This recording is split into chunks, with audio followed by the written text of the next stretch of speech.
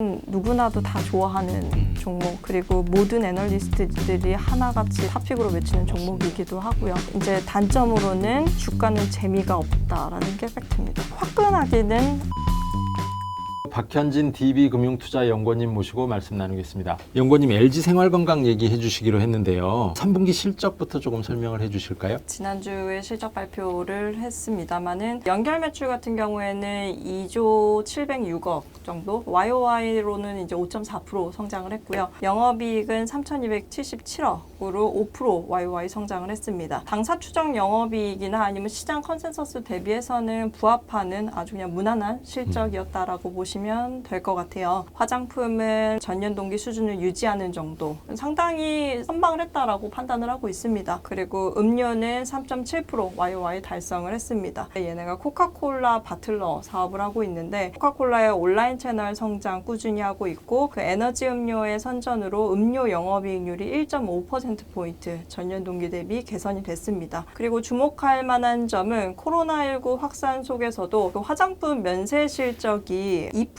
YOY 감소하는 데 그쳤거든요. 사실상 전년 동기 수준까지 회복을 했다 라고 볼 수 있는 거죠. 전반적으로 실적 개선에 상당히 기여하고 있다라는 부분들을 주목할 수 있을 것 같아요. 중국발 따이공 수요를 위주로 해서 회복이 되고 있는 걸로 추정이 됩니다. 최근에 인수했던 에이본과 같은 미국 회사들도 최근에 이익 기여를 조금씩 하고 있는 부분들이 상당히 긍정적이다라고 판단을 하고 있습니다. 실적에서는 대충 퍼센티지가 어떻게 되나요? 세 부분이. 매출은 이익단으로 가면은 화장품이 70%대 이익 비중을 차지하고요. 이외에 이제 생활용품이랑 음료가 나란히 15%씩 차지하고 있다라고 보시면 될 것 같아요. 핵심은 화장품이네요. 맞습니다. 화장품 중에서도 한국 화장품 기업들이 대부분 중국발 수요에 의존하는 경향이 지난 5년간 짙어왔기 때문에 중국발 수요가 상당히 중요하다라고 보시면 될 것 같아요. 그러면 지금 3분기에서는 화장품 쪽을 조금 더 자세히 설명해 주시면 좋을 것 같은데요. 면세 실적이 가장 중요합니다. 근데 면세 부분이 회복이 되는지 여부가 중요한데, 코로나19가 확산되던 시기, 우리나라는 이제 2월 중순부터 상당히 심각해졌죠, 상황이. 면세 트래픽 같은 경우에는 계속 빠져서 지금 현재도 YOY 80%에서 90% 정도까지 빠져 있는 상태입니다. 근데 매출은 한 40%에서 50% 정도 YOY 빠진 상태라고 보시면 될 것 같아요. 근데 지금 LG생활건강 같은 경우에는 면세 실적이 2분기에는 시장에 수렴하는 수준으로 빠졌는데 3분기에는 2분기 대비해서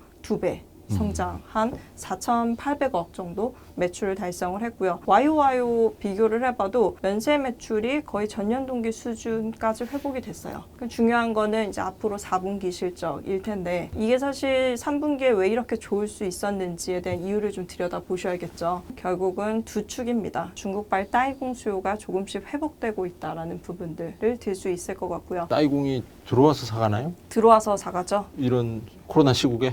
네, 맞습니다. 자가격리를 2주 하고요. 그거를 감안하고도 와서 들어와서 사고 중국 가서 또 자가격리를 하고요. 와우. 그렇게 해서 사가는데, 사실 한 명의 따이공들이 사가는 물량 자체가 상당히 규모가 크기 때문에 그 부분들이 의미 있게 3분기 실적에 반영이 되고 있다라고 판단하셔도 될 것 같고요. 두 번째 축으로는 올해 이제 여름부터였죠. 하이난 면세에 대해서 상당히 이슈화가 많이 크게 됐습니다. 하이난 면세는 이제 우리나라로 치면 제주도와 같은, 그러니까 우리나라도 사실 한국 관광객들에게 제주도에 가면은 일정 수준의 어떤 면세품 구매가 가능하잖아요. 근데 그 부분을 중국에서는 하이난으로 지정을 하고 면세 시장을 키우기 위해서 중국 정부 차원에서 상당히 이제 투자를 많이 하고 있습니다. 실제로 가장 이제 화두가 됐던 부분은 하이난 면세에서 1인당 면세 한도가 상당히 커졌다라는 부분이죠. 1인당 1,700만 원에 달하는 한도로 상향폭을 상당히 키웠고요. 그러다 보니까 해외여행이 어려운 중국인들이 다 하이난으로 갈 거고, 그 하이난에 모인 면세 수요가 파급력이 크다라는 거죠. CDFG라고 하는 기업이 있는데, 이 기업이 올해 기준으로는 글로벌 매출 규모로 1위로 올라섰어요. 그만큼 사실상 중국 로컬 면세 경쟁력이 상당히 빠르게 올라오고 있다라는 부분들이고, 이 하이난에 들어가 있는 여타 이제 글로벌 브랜드 포함해서 한국 브랜드들이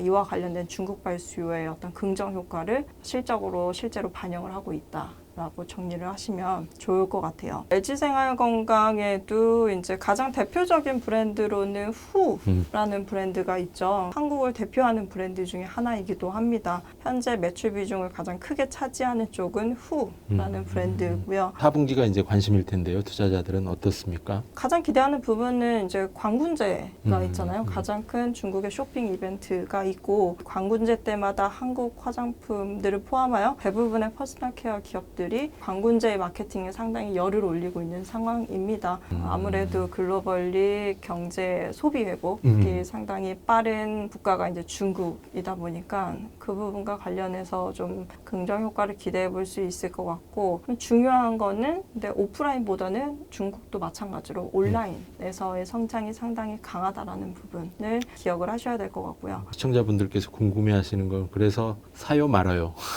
LG생활건강 이런 궁금증이 있을 것 같은데 어떨까요? 사실 LG생활건강은 기관 투자자분들은 누구나도 다 좋아하는 종목 기업이기는 해요. 그리고 모든 애널리스트들이 하나같이 탑픽으로 외치는 맞습니다. 종목이기도 하고요. 이제 단점으로는 우리가 좋아하는 것 대비해서 주가는 재미가 없다라는 게 팩트입니다. 재미가 없는 이유는 여러 가지가 있을 텐데 너무 안정적이기 때문에 누구나 다 가지고 있어서 매력이 없어 보일 수도 있고 사실 LG생활건강은 또 아모레퍼시픽이랑 비교하게 되는데 자꾸 아모레퍼시픽은 아무도 안 가지고 있는 기업인데 아모레퍼시픽은 앞으로 좋아질 거에 대한 기대감을 자꾸 실으려고 주가는 반등을 시도하는 부분들이 있고요. LG생활건강은 다들 많이 가지고 있다 보니까 그에 비하면 관심이 아무래도 아모레, LG 왔다 갔다 하는 상황 속에서 아모레가 조금 더 앞으로 더 나아지지 않을까에 대한 기대감을 더 실을 수도 있다라고 볼 수도 있겠죠. 아모레퍼시픽도 사실 버릴 수가 없는 게 3분기 실적만 놓고 보면 LG생활건강이 압승이에요. 너무 잘했고. 근데 앞으로를 보자면 사실 LG생활건강은 계속 잘할 거라는 기대감 무시할 수 없습니다. 근데 아모레퍼시픽은 바닥에서 조금씩 턴어라운드 기조를 보이고 있는 부분에 대해서 이 부분을 주가는 또 반영을 하게 될 거란 말이죠. LG생활건강이 최선호주이긴 하지만 아모레퍼시픽도 버릴 수는 없다. 개인 투자자분들에게 화장품 주식에 관심이 있으시다면 이렇게 투자하는 게 좋아 보입니다라고 말씀해 주실 수 있는 가이드가 있을까요? 투자 전략? 단기간에는 뭘 하라든가 뭐 이런 전략이 있을 수 있을까요? 어떤가요? 팁을 하나 드리자면 LG생활건강은 항상 아모레퍼시픽보다 실적 발표를 일주일 당겨서 합니다. LG생활건강이 실적 발표하기 전까지 시장은 LG생활건강이 안정성장주로서 이번 분기도 잘했을 것이라는 기대감을 항상 주가에 반영을 해요. 그동안 아모레퍼시픽도 같이 움직일 때도 있고 같이 안 움직일 때도 있긴 합니다. 근데 항상 꼭 LG생활건강은 실적 발표하면 주가가 빠져요. 잘 나왔음에도 불구하고 그리고 아모레퍼시픽이 올라가죠. 아모레퍼시픽은 실적에 대한 기대감이 그닥 없음에도 불구하고 그리고 아모레퍼시픽이 실적 발표를 하면 둘 다 같이 빠져요. 아, 그래요? 그리고 정확히 보름 후에 LG생활건강이 올라갑니다. 그 사이클이 있나요? 약간 그 사이클이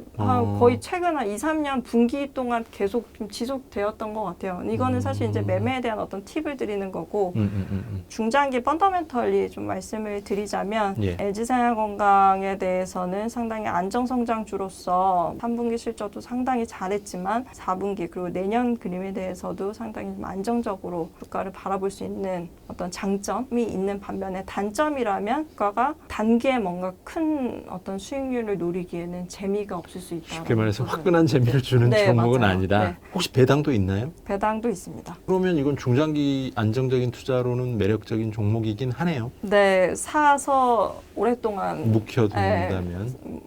보관해 두시면 배당도 네. 받고 경제 성장률 이상의 주가 상승률도 있을 거고 네. 근데 이제 화끈하기는 아모레퍼시픽이 화끈할 수 있죠. 변동성이 크다 이거죠. 네, 아모레퍼시픽이 베타가 상당히 큰 회사이고 그 큰 이유로는 뭐 이제 여러 가지가 있겠지만은 이익의 어떤 탄력성이 높다라는 부분들. 근데 지금은 실적이 해외 법인도 그렇고 국내 법인도 그렇고 여전히 바닥을 확인하고 있는 상황이고 3분기 실적에서 의미가 있는 부분을 끄집어내 보자면 실적의 감소폭이 더 빠지지는 않더라는 거죠. 더 나빠지지는 않을 거다라는 어떤 기대감을 줬었던 것 같고요. 그럼 그게 바닥 아닌가요? 그렇게 보면 맞습니다. 바닥으로 보고 중장기로 매수 접근을 해봐도 되지 않을까라고 판단할 수 있는 거죠. 지금까지 박현진 DB금융투자연구원님 모시고 말씀 나눴습니다. 감사합니다. 감사합니다.